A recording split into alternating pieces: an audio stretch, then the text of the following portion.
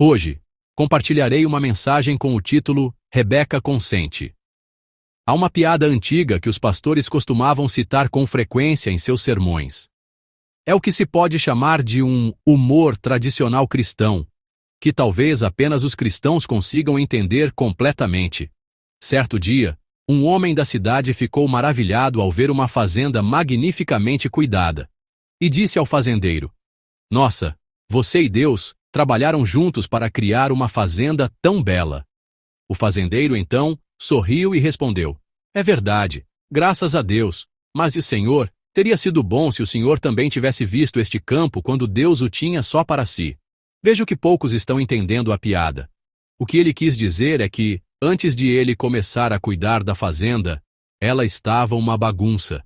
Ele estava dizendo que, embora Deus providenciasse a chuva e o sol, a fazenda era um caos antes dele, o fazendeiro, chegar.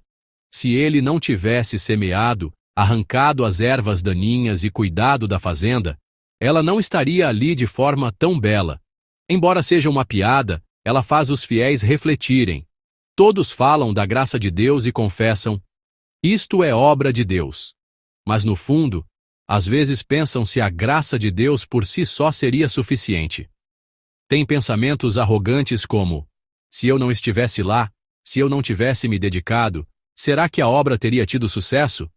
Se expandirmos um pouco mais essa questão e a abordarmos teologicamente, ela pode levar à seguinte pergunta: na nossa salvação, ou no nosso dia a dia, qual é a parte de Deus e qual é a minha parte como ser humano? Será que tudo é simplesmente obra de Deus? Ou há uma certa contribuição humana? A passagem de hoje pode ser lida exatamente sob essa perspectiva. Gênesis 24, em sua totalidade, é a história do casamento de Isaque. É uma das mais famosas histórias de amor registradas na Bíblia. Se a história do casamento de Jacó tem um tom competitivo e de luta, a história do casamento de Isaque é uma que se desenrola tranquilamente, sem grandes conflitos ou tensões. Essa tranquilidade já está registrada no capítulo 24. Vejamos o versículo 12 e vamos lê-lo juntos. Gênesis 24, 12. Então orou: "Senhor Deus do meu senhor Abraão, dá-me neste dia bom êxito e seja bondoso com o meu senhor Abraão." Quando eu era jovem, as irmãs mais velhas da igreja costumavam cantar um certo louvor. Era o chamado "Dá-me aquele irmão." As irmãs que esperaram muito tempo para se casar com um irmão de fé e já estavam um pouco mais velhas, cantavam esse louvor com uma sinceridade comovente. Mas elas nem sempre começavam cantando um louvor tão desesperado. Quando eram mais novas, costumavam elevar elegantemente a oração do servo de Abraão da passagem que acabamos de ler: "Senhor, por favor, permite que eu encontre meu cônjuge tranquilamente e me conceda a tua graça." E depois acrescentavam que ele tinha que ter uma certa altura, parecer com um ator famoso, e assim por diante. Mas, com o passar do tempo, elas caíam em si e começavam a orar em lágrimas.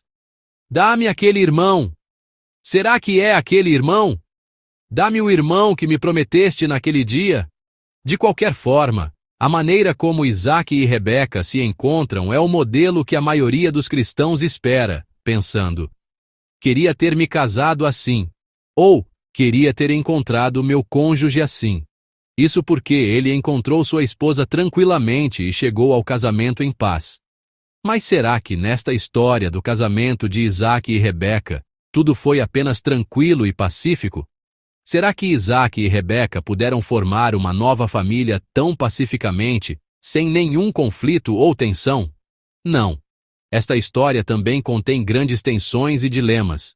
Ao ler a passagem, temos a sensação de ver um cisne em um lago.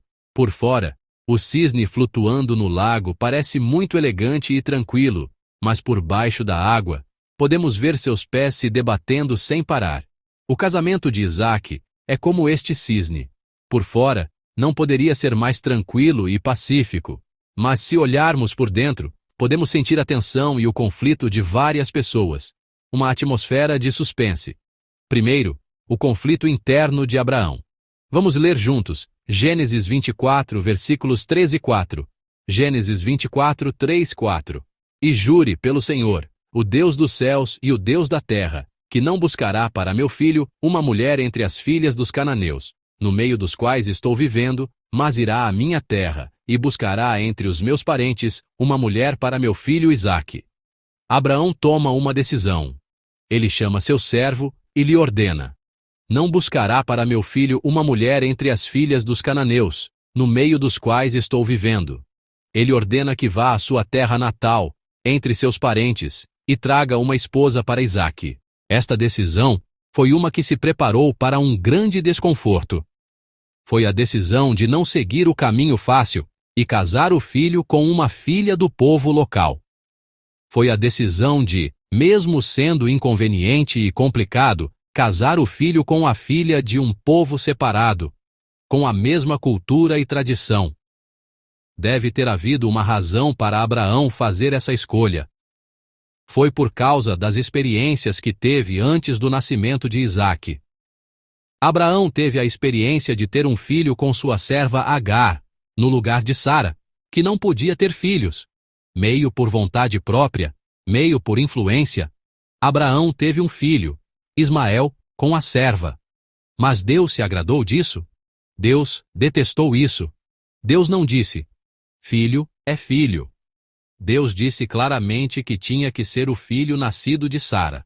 Assim, Abraão aprendeu que, embora o filho fosse importante, de quem ele nascia, a esposa ou a mãe da criança, também era muito importante para Deus. Abraão já havia experimentado essa rigidez de Deus antes. Desta vez, ele está aplicando essa mesma rigidez à esposa de seu filho Isaque. Na verdade, teria sido incrivelmente conveniente procurar uma esposa para Isaque entre as tribos cananeias vizinhas. Além da distância, Abraão parecia já estar quase estabelecido na região de Canaã. Sendo assim, ele precisaria manter boas relações com as nações e tribos vizinhas. E, desde os tempos antigos, que método melhor para estabelecer boas relações do que o casamento? Casar-se com o povo daquela tribo ou daquela nação é o melhor método para estabelecer boas relações. Existem duas maneiras de se tornar família. Uma é pelo nascimento e a outra pelo casamento. Não se pode escolher o nascimento, mas pode-se escolher o casamento. Se ele se casasse com as tribos cananeias vizinhas, tornando-se família em vez de estrangeiro, haveria muito a ganhar e desfrutar. Abraão provavelmente poderia ter vivido uma vida mais segura e pacífica. Mas Abraão não escolhe esse caminho.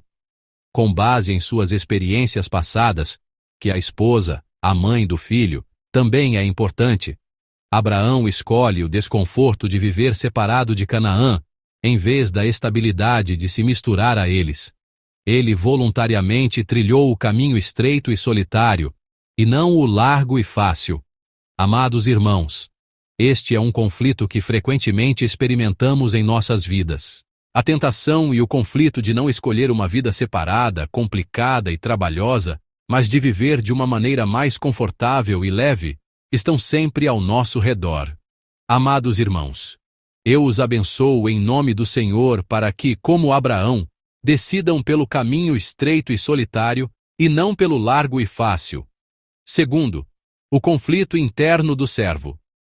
Abraão chamou seu servo de maior confiança e lhe ordenou que trouxesse uma esposa para Isaque. O nome do servo não é mencionado nenhuma vez em todo o capítulo 24.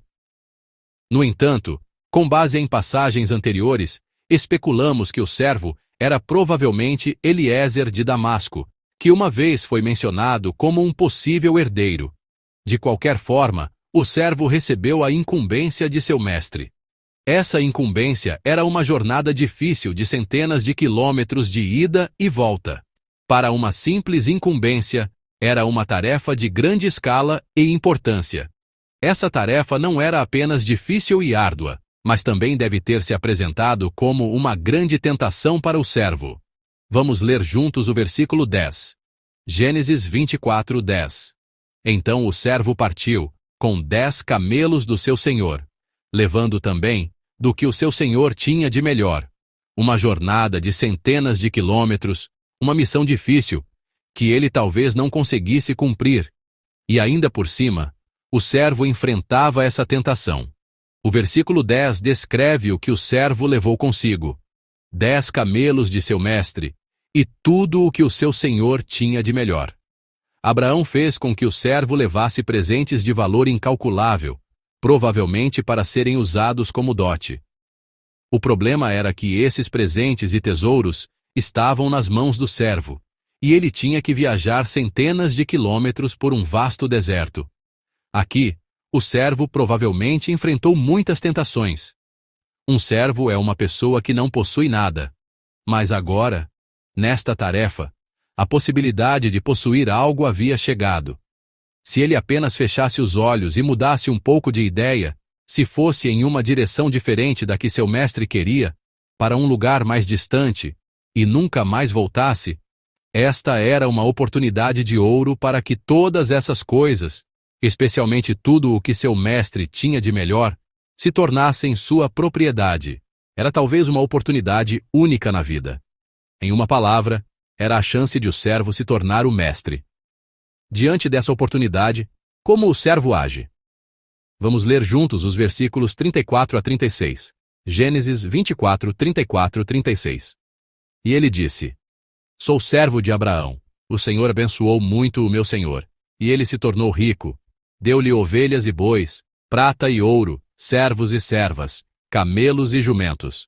Sara, mulher do meu senhor, na sua velhice, lhe deu um filho, a quem ele deu tudo o que possui. Em meio àquela situação tentadora, o servo se apresenta com precisão: Sou servo de Abraão. Ele está explicando que ele mesmo é propriedade de Abraão, e que todas as posses de seu mestre Abraão foram dadas por Deus. Desta forma, o servo supera a tentação de se tornar o mestre, a tentação de possuir. Amados irmãos, esta tentação que o servo experimentou, a tentação de se tornar o mestre, também não nos é estranha. Eu os abençoo em nome do Senhor para que confessem: Eu sou um servo de Deus. Todas estas posses, tudo o que tenho, me foi dado por Deus. Finalmente, o conflito interno de Rebeca. Sua escolha é a decisão mais importante de toda a história e constitui o seu clímax. Ao ouvir a intenção do servo de levar Rebeca para Isaque, seu irmão Labão e seu pai Betuel inicialmente concordaram sem muita hesitação. Mas, passada uma noite, os dois homens hesitam e adiam a resposta, dizendo que Rebeca responderá por si mesma. Vamos ler juntos os versículos 57 e 58. Gênesis 24, 57, 58. Disseram eles: Vamos chamar a jovem e perguntar o que ela acha. Chamaram Rebeca e lhe perguntaram: Você quer ir com este homem? Ela respondeu: Sim, quero. Rebeca responde: Sim, quero. Embora tenha respondido tão prontamente, é provável que ela não estivesse sem seu próprio conflito interno. Isso significava uma separação para toda a vida de seus pais e irmãos. Mesmo hoje, mudar-se para um lugar estranho a centenas de quilômetros de distância para se casar não é uma decisão fácil de tomar. No entanto, Rebeca segue o servo de Abraão. Não sabemos o que estava em seu coração quando tomou essa decisão.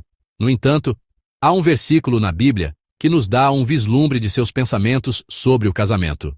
É mais tarde, em Gênesis 26, versículos 34 a 35. Vamos ler juntos na tela. Gênesis 26, 34, 35. Quando Esaú tinha 40 anos, casou-se com Judite, filha de Beere, o Hitita, e com Basemate, filha de Elon, o Hitita. Elas amarguraram a vida de Isaque e Rebeca.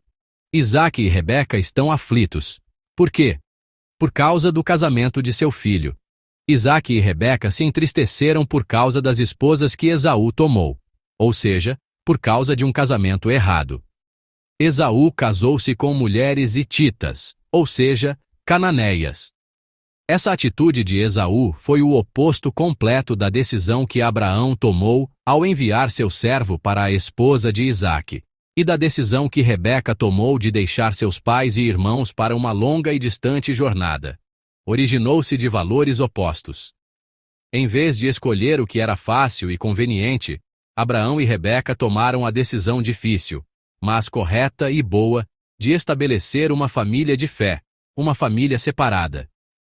Este também era o coração de Rebeca. No coração de Rebeca, que seguiu aquele longo caminho para se casar com um homem que nunca tinha visto, já estava o mesmo coração separado de Abraão, que buscou encontrar uma esposa separada para Isaque. Amados irmãos, como podem ver, a passagem de hoje inclui as decisões de várias pessoas e as escolhas de fé de várias pessoas.